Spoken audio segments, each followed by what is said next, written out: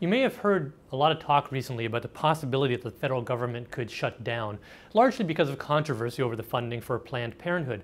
Well, what you should know is that even if the government does shut down, it doesn't really matter that much for the economy. What does matter is what's going on inside the guts of the budget, and this should worry you.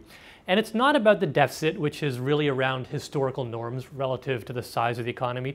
It's not even about the level of taxes or the level of federal spending. It's what the federal government spends money on.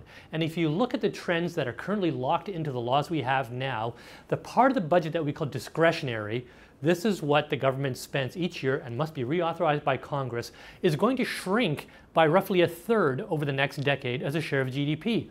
Meanwhile, the part of the budget that we call mandatory, which is basically the social safety net like Social Security, Medicare, and Medicaid, is going to grow by a third. Why is that a problem?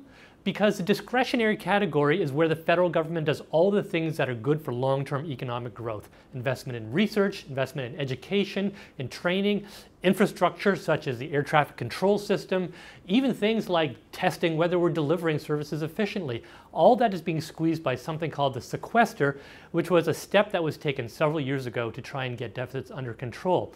Well, getting deficits under control is a very good idea, but the problem is that the real threat to deficits is not that discretionary portion, it's the entitlements. Those are being driven ever higher, mostly because of demographics. We're an aging country, so more people are qualifying for entitlements, and healthcare costs, which are projected to keep rising faster than inflation.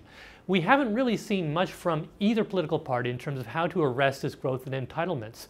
It may be the case that a solution is found to the sequester in the next 1 or 2 months, but this problem is going to come back again until we find a way to slow the growth in social spending, which is squeezing everything else in the federal budget.